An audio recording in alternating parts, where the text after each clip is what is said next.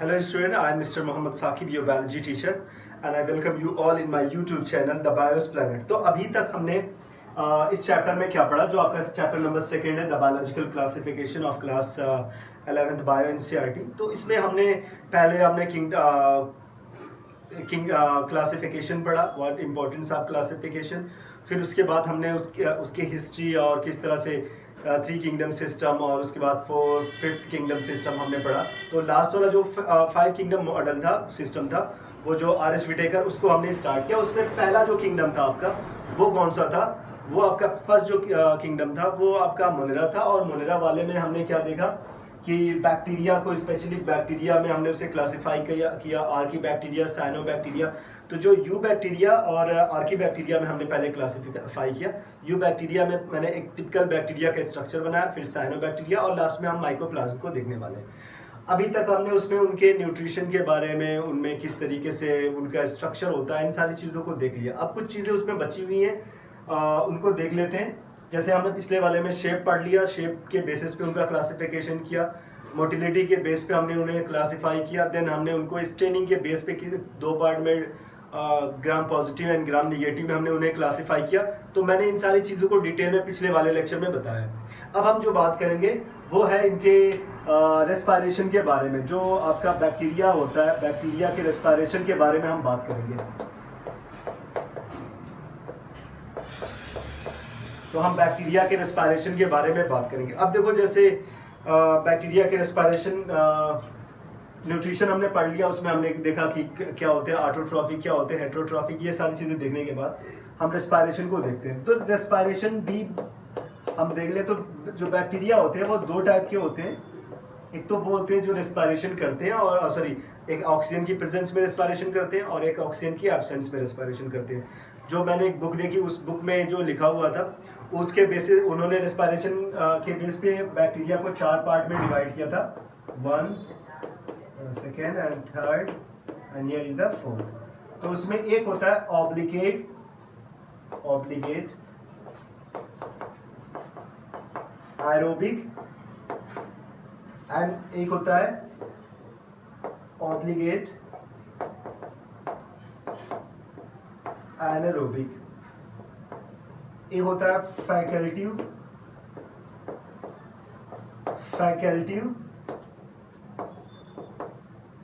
Aerobic,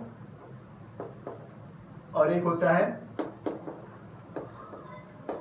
फैकल्टिव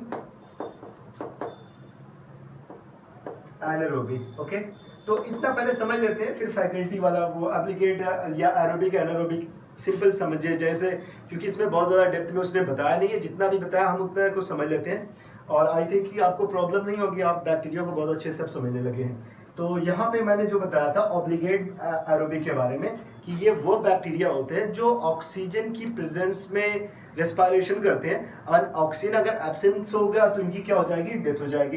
तो oxygen की presence में रेस्पायरेशन करेंगे, ऑक्सीजन के एब्सेंस में इनकी डेथ हो जाएगी। ऑब्लिगेट एनारोबिक, ये ऑक्सीजन की एब्सेंस में रेस्पायरेशन करते हैं, ऑक्सीजन की प्रेजेंस में इनकी डेथ हो जाएगी। फैकल्टी एरोबिक, ऑक्सीजन की प्रेजेंस में रेस्पायरेशन करते हैं, इन अनफेवरेबल कंडीशन, जब उनको ऑक्सीजन नहीं मिलेगा तो भी रेस्पायरेशन करेंगे। फैकल्टी एनारोबिक जो होते हैं, ये ऑक्सीजन की एब्सेंस में रेस्पायरेशन करते हैं, लेकिन जब ऑक्सीजन प्रेजेंट होगा उस केस में भी ये रेस्पायरेशन कर सकते हैं। तो ये एक सिंपल सा था। इनका एग्जाम्पल हमें ज़्यादा बताने की पढ़ने की ज़रूरत नहीं है, हम इनके बाद में धीरे धीरे जैसे जैसे आगे आएगा तो पढ़ेंगे। बहुत लेक्चर को बहुत ज़्यादा लेंदी नहीं करते, और इसे जल्दी से जल्दी कंप्लीट करने की कोशिश करते हैं। फिर मैंने जो बताया था कि हम साइटोलॉजी वाले चैप्टर में जाएंगे, बायोमॉलिक्यूल को, सेल को, और उसके बाद हम जो समझेंगे वो सेल डिवीज़न वाला, वो बड़ा इंपॉर्टेंट है, उसको समझ ले, वो बेसिक है, उनको समझ लेते हैं तो ये हमारा काम आसान हो जाएगा। ओके, तो अब रेस्पायरेशन हो गया। अब हम नेक्स्ट देखते हैं रिप्रोडक्शन के बेस पे हम इनको कितने पार्ट में डिवाइड कर सकते हैं। रिप्रोडक्शन जो होता है वो बैक्टीरिया में कितने टाइप का होता है। तो जो रिप्रोडक्शन होता है ये बैक्टीरिया में होता है। There are 3 types of reproduction. Okay, book में तो सिंपल आपका कहीं पे सेक्सुअल करके दे दिया है, बडिंग करके दे दिया है, फिशन करके दे दिया, बट हम यहाँ पे समझेंगे। पहले इसे हमने डिवाइड किया वेजिटेटिव रिप्रोडक्शन या वेजिटेटिव प्रोपेगेशन। मैं रिप्रोडक्शन लिख दे रहा हूँ, एसेक्सुअल एंड सेक्सुअल। तो जो एकदम असली वाला जो सेक्सुअल होता है उस तरीके का तो होता नहीं है, बट काफ़ी उससे मिलता जुलता हो। ठीक है, अब देखो वेजिटेटिव में जो सबसे कॉमन है वो आपका है फिशन। तो फिशन जो होता है वो सारे के सारे बैक्टीरिया में होता है, सारे बैक्टीरिया में फिशन देखने को मिलेगा। Most of the bacteria produce their copy by the fission. जिस तरह से आपका अमीबा फिशन करता है वैसे इनके अंदर भी फिशन होता है। आपका जो डायग्राम बना हुआ है आप डायग्राम देख सकते हैं, उसमें डायग्राम बना होगा किस तरह से बैक्टीरिया रेप्लिकेट करके या फिर किस तरह से फिशन के जरिए क्या करता है, दो कॉपी को प्रोड्यूस करता है और दोनों आइडेंटिकल कॉपी होती है। ओके, तो वो हो जाएगा। तो सिंपल सा मैं यहाँ पे एक डायग्राम बना दे रहा हूँ। जैसे ये एक बैक्टीरिया है, ओके, ये बैक्टीरिया है, ये उसका न्यूक्लिक एसिड है। फिर इसने बैक्टीरिया ने क्या किया, न्यूक्लिक एसिड की कॉपी बनाई, अपने न्यूक्लिक एसिड की कॉपी बनाई, कॉपी डबल हो गई। जब ये डबल होगा तो इसका साइज भी ज़्यादा हो जाएगा। अब ये साइज में पहले से ज़्यादा हो जाएगा। Elongation of the cell, cell की साइज बढ़ेगी, सेल की साइज बढ़ेगी तो यहाँ पे दो ग्रूव्स बन जाते हैं, ट्रांसवर्स ग्रूव्स बन जाते हैं, ऐसे ग्रूव्स बनने लगते हैं। ये भी सेपरेट होने लगते हैं, दोनों कॉपी इनकी सेपरेट होने लगती है, अलग अलग डायरेक्शन में आ जाती है। एक इस तरह से इस तरफ आ गई और एक कॉपी इस तरफ आ गई, दोनों अलग अलग कॉर्नर पर इस तरह से पहुंच जाते हैं। अब इनके बाद ये ग्रूव्स इनका इलांगेशन होता चला जाता है और बाद में क्या होता है, दोनों अलग अलग बैक्टीरिया को प्रोड्यूस करते हैं। ओके, तो ये तो हो गया, इस तरीके से बाइनरी फिशन होता है। तो एक तो हो गया वेजिटेटिव में बाइनरी फिशन होता है, बाइनरी फिशन देखने को मिलता है। सेकंड, इसमें कुछ होते हैं जिनके अंदर बडिंग भी होता है। ठीक है, जनरली क्या होता है, फिशन सारे के सारे बैक्टीरिया में जनरली कौन सा होता है, फिशन होता है। सबसे कॉमन मेथड है, शायद सेक्सुअल ये तो कम होता है, बट फिशन ऑलमोस्ट सारे बैक्टीरिया के अंदर होता है। एसेक्सुअल के बारे में बात करें तो एसेक्सुअल में कई होते हैं, कुछ होते हैं इंडोस्पोर, ये स्पोर वाले होते हैं। इंडोस्पोर कुछ प्रोड्यूस करते हैं, कुछ बैक्टीरिया होते हैं जैसे उनके ना ये बैक्टीरिया है, उनके अंदर एक इंडोस्पोर बनता है। वो इंडोस्पोर अनफेवरेबल कंडीशन में बनता है, फेवरेबल कंडीशन होने पे स्पोर उनसे अलग हो जाएगा और एक कंप्लीट नई कॉपी को प्रोड्यूस करेगा, मींस नए ऑर्गेनिज्म को प्रोड्यूस करेगा, नए बैक्टीरिया को प्रोड्यूस कर लेगा। ओके, ये समझ में आ गया। अब हम आगे बात करते हैं इंडोस्पोर। कुछ होते हैं उनके अंदर आपका कोनिडिया का फॉर्मेशन होता है। आप कोनिडिया में बताऊंगा, जब फंजाई के बारे में पढ़ाएंगे तो कोनिडिया के बारे में हम बात करेंगे। कुछ होता है उनके अंदर जूस्पोर का भी फॉर्मेशन होता है। लेकिन ये चीज याद रहे कि जनरली बैक्टीरिया के अंदर कौन सा रिप्रोडक्शन देखने को मिलता है, फिशन देखने को मिलता है। आप डायग्राम वहाँ पे एनसीईआरटी में जो बना हुआ है आप उसको एक बार जरूर देखेंगे। ठीक है, तो उनके अंदर जो मैंने ये चीज समझाई है एकदम ऐसे सिंपल सा, जैसे बैक्टीरिया के अंदर होता है एकदम वैसे ही होता है। तो फिशन से उनके अंदर रिप्रोडक्शन होगा। अब देखें, अब सेक्सुअल रिप्रोडक्शन यहाँ पे, सेक्सुअल रिप्रोडक्शन ये इंडोस्पोर जैसे बैसिलस और आपके क्लोस्ट्रीडियम जो जीनस के बैक्टीरिया होते हैं उनमें जनरली क्या देखने को मिलता है, वो इंडोस्पोर उनके अंदर पाया जाता है। एक इंडोस्पोर पाया जाएगा, अनफेवरेबल कंडीशन में उनके अंदर इंडोस्पोर बनने लगेंगे और वो इंडोस्पोर काफी टाइम तक रहेंगे, जब तक अनफेवरेबल कंडीशन होगी, जब तक कंडीशन उनके लिए फ्रूटफुल नहीं होगी, उनके लिए ज्यादा हेल्पफुल नहीं होगी, तब तक इसी कंडीशन में रहेंगे। और जैसे ही फेवरेबल कंडीशन मिलेगी वो इंडोस्पोर बाहर निकल के आएंगे और एक नया ऑर्गेनिज्म को प्रोड्यूस करेंगे। इसी तरह से कोनिडिया और जूस्पोर का भी एग्जांपल है, लेकिन जनरली आपका फिशन ही देखने को। अब सेक्सुअल रिप्रोडक्शन के बारे में बात करते हैं। तो सेक्सुअल रिप्रोडक्शन को हम कितने पार्ट में डिवाइड कर सकते हैं, या सेक्सुअल रिप्रोडक्शन में भी जैसे कई होते हैं, एक होता है कॉन्जुगेशन, एक होता है कॉन्जुगेशन, एक होता है ट्रांसफॉर्मेशन, एक होता है ट्रांसफॉर्मेशन और एक होता है ट्रांसडक्शन। ओके, तो ये चीजें यहाँ पे देखने को मिलती है। तो कॉन्जुगेशन, ट्रांसफॉर्मेशन, ट्रांसडक्शन, ये सारी चीजें कहाँ पे देखने को मिल रही है, सेक्सुअल रिप्रोडक्शन। अब देखो सेक्सुअल रिप्रोडक्शन उस तरीके से नहीं होता कि इनके पास मेल गैमेट होंगे, फीमेल गैमेट होंगे, इनके पास गोनाइड पाए थे, उस तरीके वाला रिप्रोडक्शन नहीं है। बट काफी हद तक ये पता लगा लिया गया कि ये भी एक टाइप के सेक्सुअल रिप्रोडक्शन की तरह से ही होता है। फॉर एग्जाम्पल मैं कॉन्जुगेशन का समझा दे रहा हूँ। ट्रांसफॉर्मेशन वाला, ट्रांसडक्शन वाला जब आप क्लास 12th में जाएंगे ना, तो जब आप ये पढ़ेंगे कि किस तरह से न्यूक्लिक एसिड को डिस्कवर किया गया या फिर किस तरीके से आपका जो जेनेटिक मटेरियल है उसको डिस्कवर किया गया, तो उसमें आप ट्रांसफॉर्मेशन एंड ट्रांसडक्शन को पढ़ेंगे। तो देखो कंजुगेशन क्या होता है ना, कुछ बैक्टीरिया होते हैं, कुछ स्पीसीज, सेम स्पीसीज के 2 बैक्टीरिया होते हैं, अलग अलग स्ट्रेन है। एक ऐसे बैक्टीरिया होते हैं, सब प्लाज्मिड तो ऑलमोस्ट सबके अंदर पाया जाता है, ज़्यादातर के अंदर प्लाज्मिड पाया जाता है। तो कुछ बैक्टीरिया होते हैं उनके अंदर प्लाज्मिड पाया जा रहा है, ये दूसरा बैक्टीरिया, इनके अंदर भी प्लाज्मिड पाया जा रहा है। इनका प्लाज्मिड फर्टाइल है, इनका प्लाज्मिड नॉन फर्टाइल है। Okay, non fertile.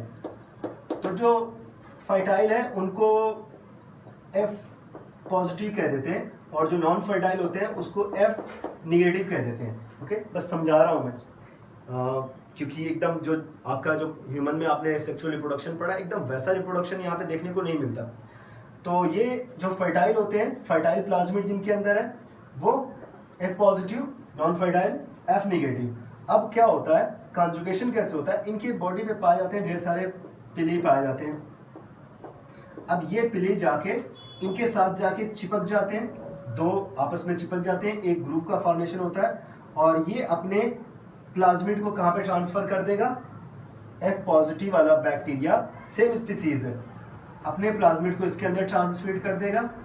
अब इसके अंदर क्या पहुंच गया, इसका जो कैरेक्टर हो गया किसकी तरह से चेंज हो गया, इसने उसे अपनी तरह से बना लिया, और इनसे जो बेबी प्रोड्यूस होंगे वो क्या नाम है इसको, सॉरी बेबी प्रोड्यूस, इसने अपने जेनेटिक मटेरियल को इसके अंदर ट्रांसफर कर दिया, इसको हम कॉन्जुगेशन कहते हैं। ओके, तो अब इनके अंदर जो होगा, इनके भी कैरेक्टर होंगे, इनके भी कैरेक्टर, तो एक तरीके से जैसे सेक्सुअल रिप्रोडक्शन होता है कि ये फीमेल, इसको मेल माना गया है ना, पॉजिटिव वाले को मेल माना गया, इसको फीमेल माना गया है ना, तो इस तरीके से कुछ काम होता है इनके अंदर, इसीलिए इनको सेक्सुअल रिप्रोडक्शन कहते हैं। तो सेक्सुअल रिप्रोडक्शन को हम बहुत ज़्यादा वो नहीं देते, बहुत सारे ऑर्गेनिज्म में पाया जाता है। तो हमें क्या करना है कि अगर आपकी समझ में आ गया, रिप्रोडक्शन समझ में आ गया, तो हम आगे आप बढ़ सकते हैं। तो पिछले वाले लेक्चर में हमने बहुत सारी चीज़ें देखी थी, जैसे हमने उनके शेप के बारे में पढ़ा, हमने उसके क्या नाम मोटिलिटी के बारे में पढ़ा, हमने उनके स्टेनिंग के बारे में पढ़ा। उन सारी चीज़ों को डिटेल में हमने देखने के बाद अब बैक्टीरिया का रेस्पिरेशन और रिप्रोडक्शन हमने समझ लिया। अब हम बात करेंगे साइनोबैक्टीरिया के बारे में, देन माइकोप्लाज्म के बारे में, और लास्ट में आर्कीबैक्टीरिया को समझ के इस चैप्टर को कंप्लीट करेंगे। आई होप कि इतना आपकी समझ में आ गया होगा। तो चलो हम इस लेक्चर में साइनोबैक्टीरिया को भी पढ़ लेते हैं, क्योंकि साइनोबैक्टीरिया अगर हम पढ़ लेंगे, नेक्स्ट वाले में हमें माइकोप्लाज्म और आर्कीबैक्टीरिया पे एक छोटा सा लेक्चर हम बना लेंगे। इसी लेक्चर में हम साइनोबैक्टीरिया को भी देख लेते हैं। तो मैं यहाँ पे आपका लिख दे रहा हूँ साइनोबैक्टीरिया। तो साइनोबैक्टीरिया के बारे में आप पढ़ेंगे, तो साइनोबैक्टीरिया को जनरली ब्लू ग्रीन एल्गी भी कहते हैं। इनको और क्या कहा जाता है, इनको कहा जाता है ब्लू ग्रीन, इनको ब्लू ग्रीन एल्गी भी कहा जाता है। बट बाद में जो आईसी बैकएन है, आईसी बैकएन ने 1978 में इसका नाम चेंज कर दिया। ओके, इन्होंने इसको क्या कहना शुरू कर दिया, क्योंकि ये ब्लू ग्रीन एल्गी, देखो एल्गी जैसा कैरेक्टर शो कर रहे थे, जो प्लांट होते हैं ना उसकी तरह से कैरेक्टर शो कर रहे थे, तो इसे एल्गी कहा गया, और थोड़ा बहुत ब्लू और ग्रीन हल्का सा होते थे, इसलिए ब्लू ग्रीन एल्गी कहा गया। तो ये वो बैक्टीरिया होते हैं, सबसे पहले इन्होंने फोटोसिंथेसिस करना शुरू किया, इन्होंने सबसे पहले वाटर को कंज्यूम करना शुरू कर दिया, इन्होंने अर्थ पे सबसे पहले अगर देखा जाए तो लाइट को यूज़ करके उन्होंने प्रोडक्ट को बनाना शुरू कर दिया, कार्बोहाइड्रेट और एनर्जी को जनरेट करना शुरू कर दिया। तो फर्स्ट ऑर्गेनिज्म थे अर्थ पे जिन्होंने सबसे पहले लाइट को यूज़ करके, कंज्यूम करके और उसको फूड को बनाना शुरू कर दिया। और जो आपकी एनवायरमेंटल ऑक्सीजन है, इनके प्रोडक्शन में भी काफ़ी ये बहुत ही हेल्पफुल हुए उस टाइम। तो आईसी बैकएन ने इनको पहले तो ये ब्लू ग्रीन एल्गी ही कहे जा रहे थे, लेकिन बाद में इन्होंने इनको इनके नेचर के हिसाब से, इनकी सेल के हिसाब से, इनका जो सेल स्ट्रक्चर था उनके बेस पे इन्होंने कहा कि इनका जो सेल स्ट्रक्चर होता है वो बड़ा ही प्रिमिटिव टाइप का होता है, बड़ा ही सिंपल टाइप का होता है। उसके बेस पे उन्होंने उनको अलग उसमें कैटेगराइज कर दिया। इसका नाम उन्होंने रख दिया ICBN। आपको मालूम है international code code for bacterial nomenclature. तो international code for bacterial nomenclature in 1978 ने इसे क्या किया, कौन सा नाम दे दिया, साइनोबैक्टीरिया नाम दे दिया। अब साइनोबैक्टीरिया का आप स्ट्रक्चर जो हम टिपिकल एक बैक्टीरिया का हमने देखा है एकदम ऑलमोस्ट वैसा ही होता है। इसमें प्रिमिटिव टाइप की सेल पाई जाती है और इनके पास पिगमेंट होते हैं। देखो इनका कलर कैसा होता है, ब्लू ग्रीन होता है। इनकी सेल जो होती है वो प्रिमिटिव सेल पाई जाती है बॉडी में। इनके पास पहला तो हो गया। दूसरा मैंने क्या बताया कि इनके जो इनके पास क्लोरोफिल ए होता है, या फिर अगर देखा जाए ज्यादातर इनका कलर कैसा होता है, ब्लू एंड ग्रीन होता है। और ब्लू ग्रीन के लिए रिस्पॉन्सिबल कौन सा पिगमेंट है, तो एक पिगमेंट है जो इसके लिए रिस्पॉन्सिबल है, उस पिगमेंट का नाम है वो फाइकोसाइनिन। फाइकोसाइनिन। अब इसी फाइकोसाइनिन पिगमेंट की वजह से ही इनका कलर ब्लू एंड ग्रीन होता है। उसके अलावा भी जो आपके एनसीईआरटी में दिया हुआ है, वो एनसीईआरटी में उसने सिर्फ ये दिया हुआ है कि क्लोरोफिल ए पाया जाता है। तो क्लोरोफिल ए तो पाया जाता है, उसके साथ साथ फाइकोसाइनिन भी काफ़ी ज़्यादा पाया जाता है, बट क्लोरोफिल जो होता है वो कम अमाउंट में पाया जाता है। तो क्लोरोफिल पाए जाने से क्या होता है कि ये एकदम ठीक उस ग्रीन प्लांट की तरह से रिएक्ट करने लगते हैं। क्लोरोफिल ए की वजह से ग्रीन प्लांट की तरह से रिएक्ट करते हैं। उसके अलावा इसमें कैरोटीन भी पाया जाता है। ओके, तो इसमें कम अमाउंट में क्लोरोफिल एंड कैरोटीन होता है, फाइकोसाइनिन भी होता है, बट हम जो लिखेंगे वो यही लिखेंगे क्लोरोफिल वाला, क्योंकि आपके एनसीईआरटी में ये दिया हुआ है।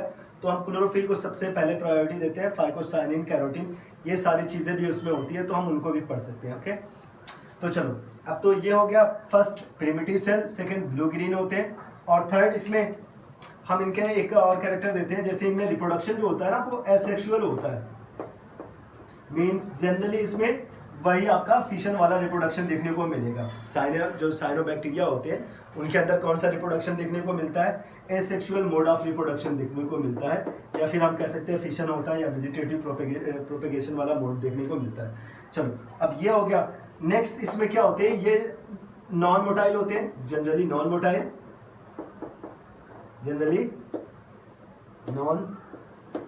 अब कैसे नॉन मोटाइल होते हैं आप समझे। देखो आप ये देखो, इनके पास कोई भी इस तरीके का स्ट्रक्चर नहीं पाया जा रहा, कोई भी फ्लैजिलम नहीं, कोई भी सीलिया नहीं, तो ये नॉन मोटाइल ही होते हैं। तो ये non motile due to lacking of flagellum and cilia. तो ये हो गया।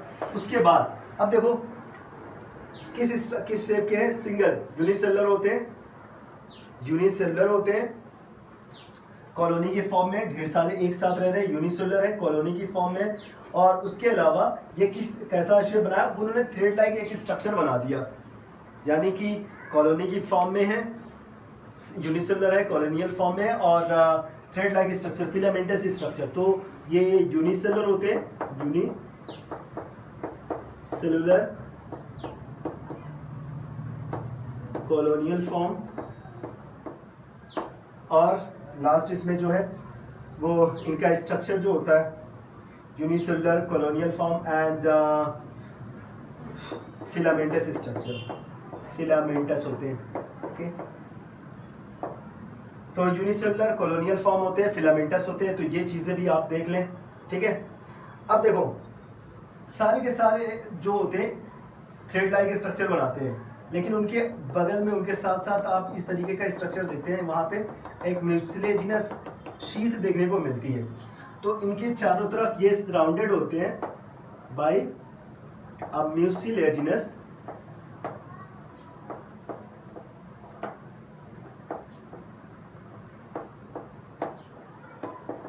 तो ये म्यूसिलेजिनस शीथ से सराउंडेड होते हैं। और ये म्यूसिलेजिनस जो शीथ होती है, ये जो शीथ है ये किसकी बनी हुई है, ये जिलेटिन नाम के केमिकल की बनी हुई है, जिलेटिन से बनी हुई है। ये जो म्यूसिलेजिनस या म्यूसिलेज है ये जिलेटिन से बना हुआ है, और इससे पूरी तरह से चारों तरफ से इसे कवर करता है।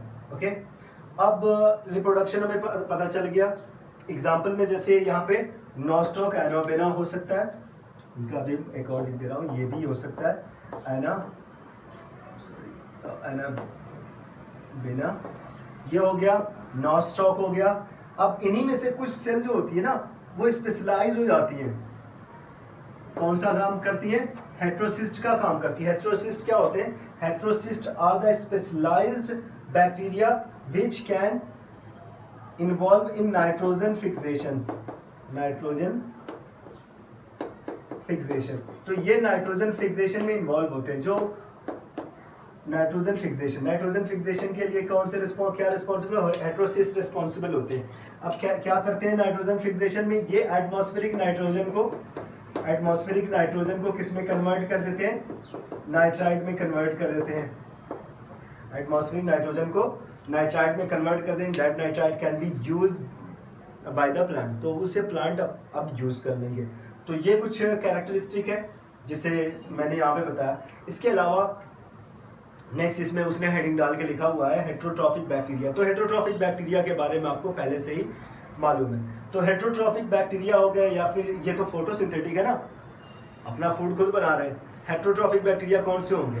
हेट्रोट्रॉफिक बैक्टीरिया होंगे जो अपना फूड नहीं बना पाएंगे, जिनके बारे में हमने पहले ही पढ़ा, पिछले लेक्चर में मैंने बताया था। ऑटोट्रॉफिक बैक्टीरिया है, हेट्रोट्रॉफिक बैक्टीरिया न्यूट्रिशन मतलब मोड ऑफ न्यूट्रिशन। तो हेट्रोट्रॉफिक बैक्टीरिया में मैंने क्या बताया था कि उसमें आपका जो बैक्टीरिया होता है ये वो बैक्टीरिया होते हैं जो किसको प्रोड्यूस करते हैं, जो अपना फूड खुद प्रोड्यूस नहीं कर पाते, या ये तो पैरासाइट होते हैं, सैप्रोफाइट होते हैं, या फिर सिम्बायोट्स होते हैं, जिसमें आपका मैंने बताया था कॉलरा हो गया, या फिर लैक्टिक एसिड वाले हो गए, या फिर आपका कौन सा होता है ये लास्ट वाला आपने देखा था राइजोबियम बैक्टीरिया। तो ये सारे के सारे क्या होते हैं? हेट्रोट्रॉफिक होते हैं। They can not produce their own food, तो उन्हें दूसरे पे डिपेंड रहना पड़ता है। But these bacteria, cyanobacteria, blue green bacteria, these are autotrophic bacteria, they can produce their own food. तो यहाँ तक आपकी समझ में अगर आ गया तो हम नेक्स्ट वाले लेक्चर में माइकोप्लाज्मा और आर्कीबैक्टीरिया को पढ़ के हम इस चैप्टर को कंप्लीट करते हैं। आई होप कि ये पूरा लेक्चर आपकी समझ में आया होगा। कहीं से भी क्वेश्चन कोई भी डाउट हो आप मुझे ज़रूर उसके बारे में इन्फॉर्म करें, कमेंट बॉक्स में लिख के ज़रूर बता दें। और आई होप और आप लोग एक अच्छी सी नोट्स बनाएं। ओके, तो थैंक यू सो मच।